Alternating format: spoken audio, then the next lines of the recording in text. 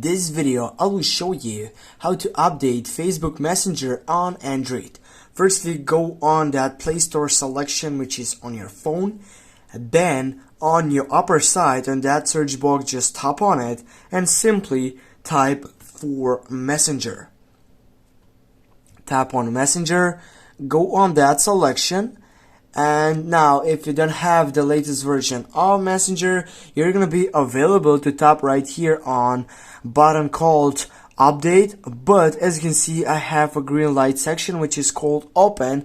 This means that I have the latest version of Messenger because I have got the latest site which I have updated my Messenger before 1 week.